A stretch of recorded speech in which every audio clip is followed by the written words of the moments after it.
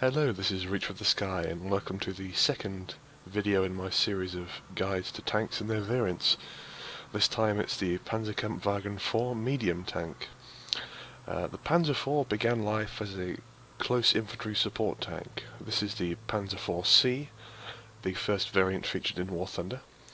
It's armed with the KWK-37L24 75mm howitzer, which fired a usually high explosive shell, but it was capable of firing high explosive anti-tank, heat, or armor piercing. Yes, this gun could fire armor piercing, but the penetration was not very impressive. It could penetrate things like armoured cars and light tanks, T-26s for example, and early British cruiser tanks, but it was completely inadequate for targets like the T-34 and so on.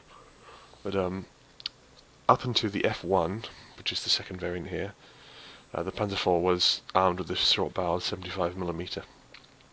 It supported the Panzer III, which was usually armed with a gun more suited to anti-tank duties. So the Panzer IV was a larger, heavier vehicle which could cover the infantry and attack fortifications and so on. So that's the Panzer IV-C, that's the initial variant, battle rating 1.7. And next is the Panzer IV F1.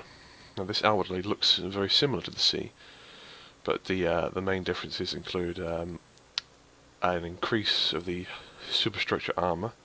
This area here is increased to 50mm compared to the 30 of the earlier C, and the side and rear armour has also increased from 15 to 30.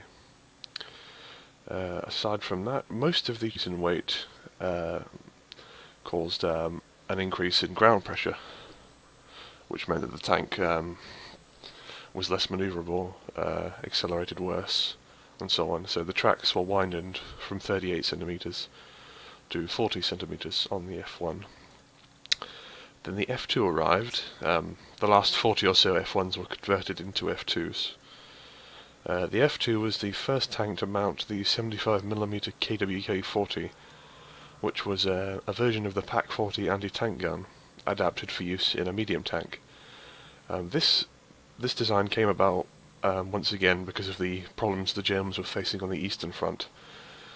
The Panzer III Ausf-L was currently, before the F2, the best anti-tank weapon the Germans had mounted inside a tank, so not including static anti-tank guns. But even this L60 was not ideal. The small 50mm shell didn't always do a great deal of damage when it penetrated, and sometimes it couldn't penetrate in the first place, especially at longer ranges.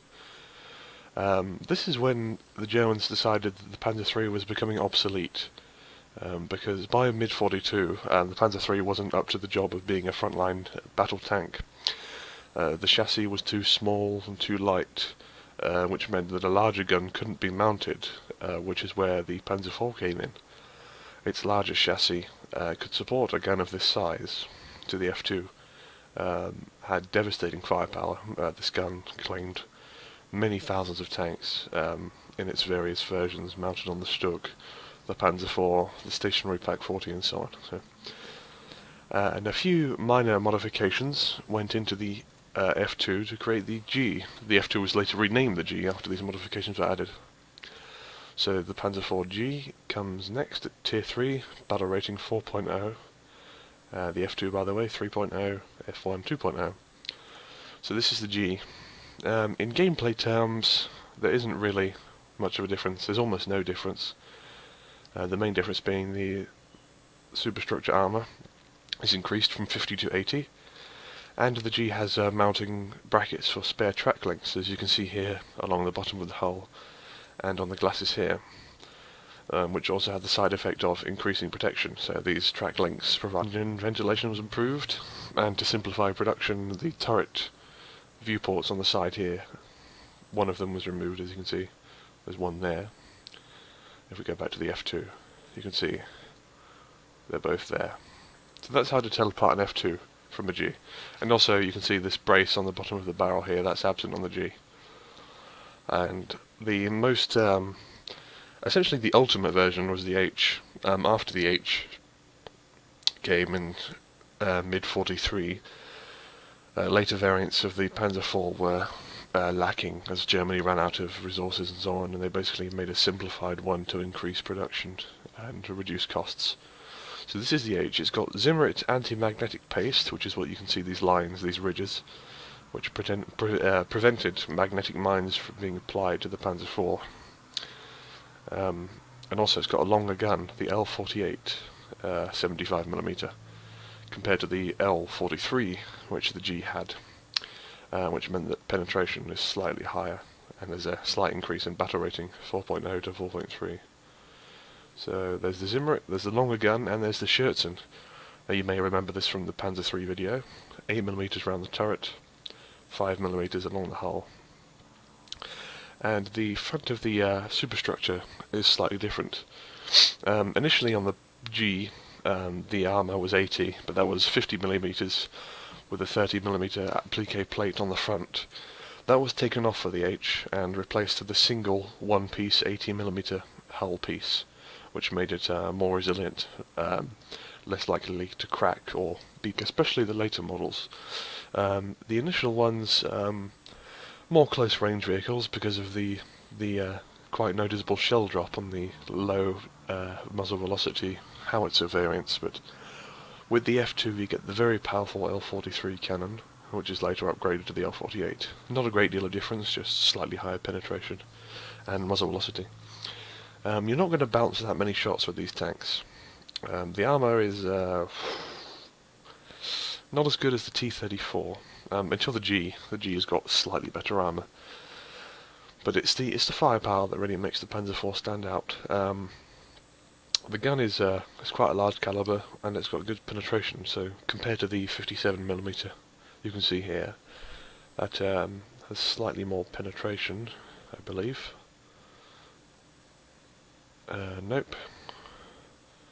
The German tank has slightly more penetration, and the shell is larger and heavier, which means it does more damage when it penetrates. But the T-34, sorry, is more agile, so the Panzer IV is a little bit sluggish, especially the later variants, because, as you can see on the stat card there, the engine power does not increase, but the weight does. So the Panzer IV-C and the Panzer IV-H have very, very similar engines. There's almost no difference. But the weight has increased by nearly 7 tons, so there's quite a bit of strain on the chassis by the H. So that's the Panzer IV, the workhorse of the Wehrmacht. It was the most widely produced turreted tank of the war for the Germans, and it was respected by the enemies and respected by its own crews because it was a very robust tank, powerful gun, reliable. Reliable by German standards, because it compared to the Tiger and the Panther, it wasn't so over-engineered. It was easier to run, easier to maintain, but it still did break down occasionally. So thank you for watching. That was the Panzer IV. Next time it's going to be the T-34. We're going to give the Russians a bit of love. From Russia with love.